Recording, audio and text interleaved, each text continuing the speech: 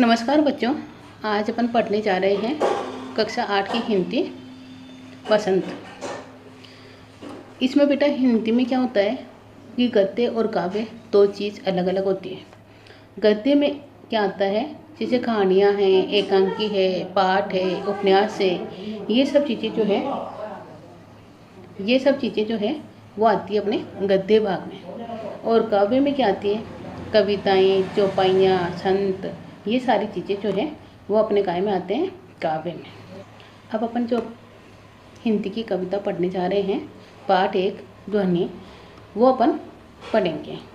इसके रचयिता कौन है, इसके लेखक कौन है? सूर्यकांत त्रिपाठी निराला जी।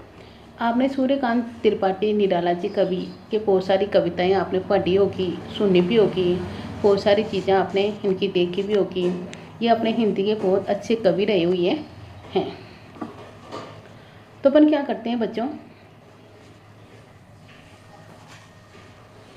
जैसे कविता है, अपन क्या देखेंगे कि जैसे कविता पढ़ने का तरीका जो है वो अलग होता है। क्यों अलग होता है कि जैसे अपन पाठ पढ़ते हैं, वो पाठ अपन पढ़ते हैं, अगर उसी प्रकार से अपन कविता पढ़ेंगे तो अपने को कुछ भी समझ में नहीं आएगा।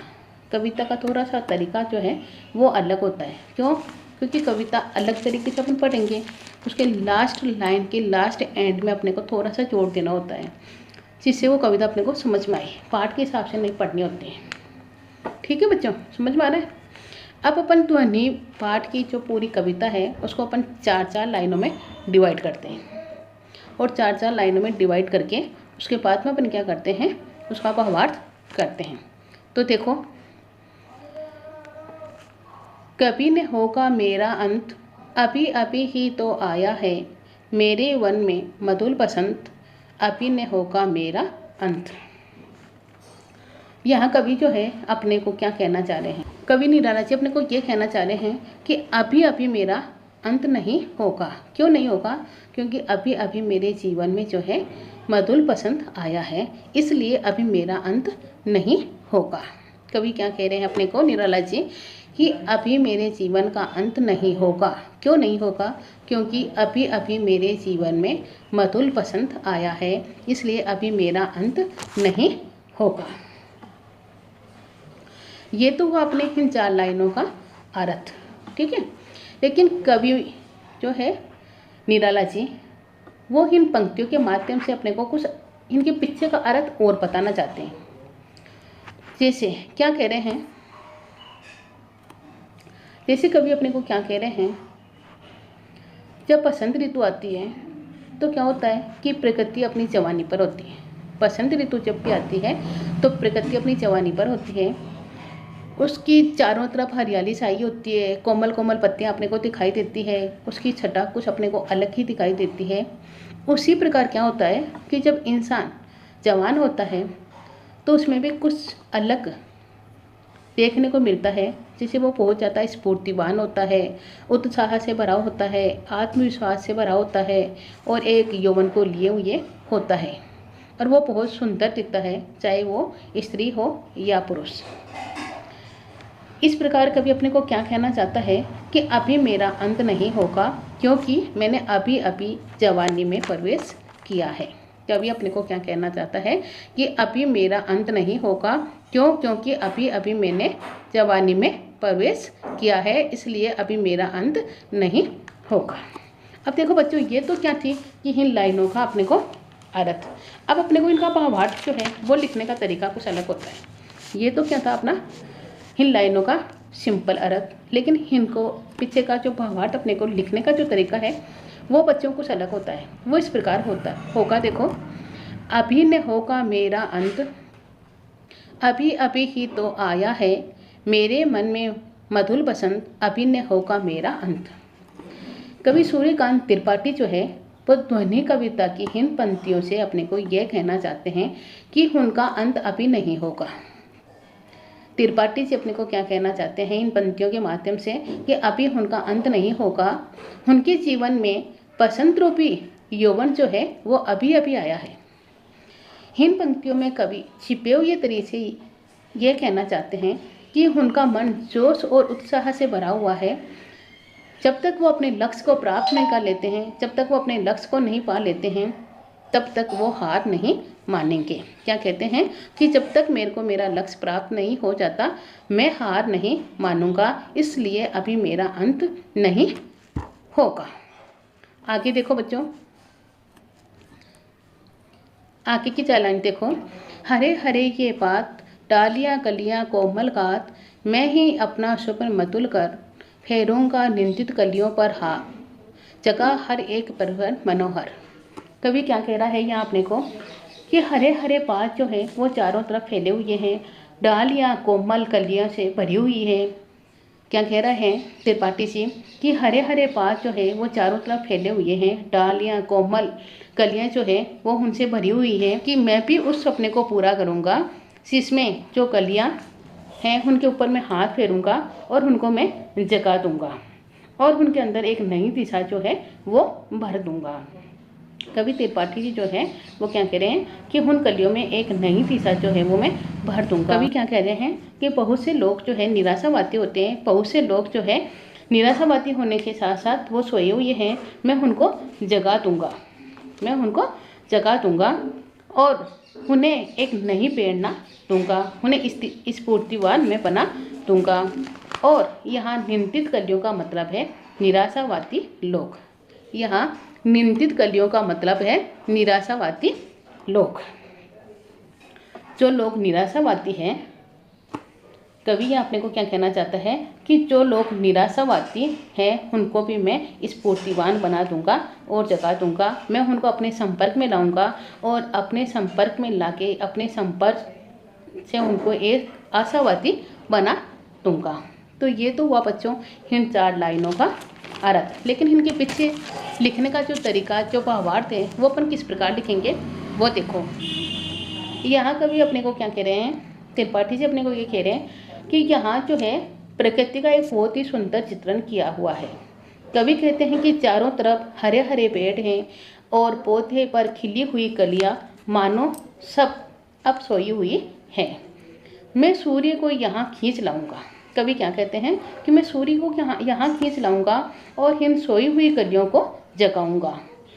इन पंक्तियों में कवि ने हारे हुए लोगों को, निराशा लोगों को सोई हुई कलियां कहा है। या कवि ने जो निराशावादी लोग हैं, जो सोए हुए लोग हैं, उनको क्या कहा है, हारे हुए लोग। जिस प्रकार सूरज के आने से सभी पेड़ पौधे जो है कलियों में, जब सूरज निकलता है तो सारे पेड़ पौधे क्या होते हैं, उनमें एक जान आ जाती है। उसी प्रकार जो है निराला जी अपने को क्या कह रहे हैं कि मैं अपनी प्रेरणा रूपी सूर्य से निराश होकर लोगों के मन में उत्साह और उल्लास भर दूंगा। अब देखो आगे बच्चों, पुष्प पुष्प से तंत्रालय आलसा खींच लूँगा मैं, अपने नव जीवन का अमृत सहज सींच दूंगा मैं। कवि यहाँ अपने को क्या कहना चाह रहा है कि जो कलियाँ और जो पुष्प आलस के कारण नहीं खिले हैं, उनके जीवन में मैं आलस से खींच लूँगा। कवि त्रिपाठी जी जो है वो अपने को क्या कह रहे हैं कि जो कलियाँ और जो पुष्प आलस की वजह से नहीं खिले हुए हैं, उनके जीवन से मैं आलस को खींच लूँगा और मेरा जो यौवन है उनके जीवन में उल्लास भर दूँगा। अपने जीवन के यौवन से उनमें मैं प्रकाश भर दूँगा, उल्लास भर दूँगा, उनका एक नया अमृत उनके अंदर में सींच दूँगा। अर्थात जो लोग निराश हो गए हैं उनके जीवन से निराशा को खींचकर उत्साह भर दूंगा। जो लोग निराश हो चुके हैं उनके जीवन से क्या करूंगा, निराशा को खींचकर उनके जीवन में एक फिर से नया उत्साह में भर दूंगा। ये तो हुआ बेटा इन लाइनों का अर्थ। अब इनका भावार्थ जो है वो अपन किस प्रकार लिखेंगे देखो। इन पंक्तियों में कवि बसंत रूपी उम्मीद बनकर सोए हुए अलसाए हुए फूलों को उदास लोगों से आलस और उदासी बाहर निकालने की बात कह रहे हैं। कवि सूर्यकांत त्रिपाठी जो है वो क्या कह रहे हैं इन पंक्तियों के माध्यम से कि जो बसंत रूपी उम्मीद बनकर सोए हुए अलसाए हुए फूलों रूपी उदास लोगों से आलस और उदासी बाहर निकाल देने की बात कह रहे हैं। वो इन सभी लोगों को नया जीवन देना चाहते हैं। वो इन सब लोगों को एक नया जीवन देना चाहते हैं। इसलिए उन्होंने कहा है कि मैं हर पुष्प से आलस्य खींचकर उनमें एक नए जीवन का अमृत भर दूंगा। मैं क्या करूंगा कि उनके जीवन में पूरा आलस्य खींचकर उनके जीवन में एक नया अमृत भर दूंगा, ताकि वो फिर से अपना काम अच्छे से कर पाए। आगे देखो बच्चों, द्वार दिखा दूंगा फिर उनको, है मेरे वे जहाँ अनंत, अभी न होगा मेरा अंत। यहाँ अपने को सूर्यकांत त्रिपाठी जी क्या कह रहे हैं, उनके जीवन से निराशा खींचकर उनको मैं एक द्वार दिखा दूंगा। यहाँ निराला जी अपने को क्या कह रहे हैं कि मैं उनके जीवन से निराशा खींचकर उनको मैं द्वार दिखा दूंगा, उनको मैं रास्ता दिखा दूंगा। निराश लोगों के जीवन से निराशा खींचकर जहाँ अनंत प्रकाश का रास्ता दिखा दूंगा।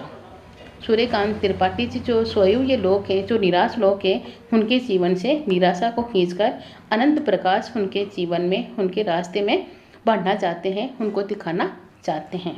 तो ये तो बच्चों हुआ इन 4 लाइनों का अर्थ। अब इनके आगे का भावार्थ देखो। यहाँ निराला जी अपने को क्या कहना चाहते हैं कि ध्वनि कविता की इन पंक्तियों में कवि क्या कहते हैं, मैं सोए हुए फूलों, यानी जो निराश लोगों को, जो सोए हुए लोग हैं, जो निराश लोग हैं, उनके जीवन की कला को जीने का तरीका सिखा दूंगा। क्या कह रहे हैं कि जो बिल्कुल सोए हुए लोग हैं, जो बिल्कुल निराश हो चुके हैं, उनके जीवन में क्या करूंगा, उनको जीने की एक नई कला सिखा दूंगा। फिर वो कभी उदास नहीं होंगे और ना अपना जीवन कभी दुखी करेंगे, और वो अपना जीवन जो है सुख से बिता पाएंगे। कवि क्या कहते हैं कि उनके अंदर में एक ऐसी आशा की झलक जो है वो भर दूंगा, ताकि वो अपना जीवन बहुत ही सुख से बिता पाए। कवि का मानना यहाँ यह है कि अगर युवा पीढ़ी परिश्रम करेगी, अगर युवा जो बच्चे हैं वो परिश्रम करेंगे, तो उन्हें मनचाहा लक्ष्य मिलेगा, उनको मनचाहा लक्ष्य मिलेगा, लक्ष्य की प्राप्ति होगी, और वो इस आनंद का कभी भी अंत नहीं होने देंगे। इस आनंद का उनके जीवन में कभी अंत नहीं होगा। इस प्रकार कवि कहते हैं कि जब तक वो थके हारे लोगों और युवा पीढ़ी को सही राह नहीं दिखा देंगे, तब तक उनका जीवन का अंत असंभव है। निराला जी अपने को क्या कह रहे हैं कि जब तक मैं उन लोगों को जो अपने जीवन से हार चुके हैं, थक चुके हैं, उन युवा पीढ़ी को सही राह नहीं दिखा देता हूँ, जब तक मेरे जीवन का अंत असंभव है, जब तक मैं नहीं हारूंगा। तो ये तो बच्चों हुआ आज का अपना पाठ पहला हिंदी ध्वनि का। जल्दी अपन लेके आते हैं इनके प्रश्न उत्तर। मेरे को लगता है आपको पाठ अच्छे से समझ में आ गया होगा। इसी उम्मीद के साथ मैं अगले लेसन के प्रश्न उत्तर लेके आती हूँ। ओके बच्चों।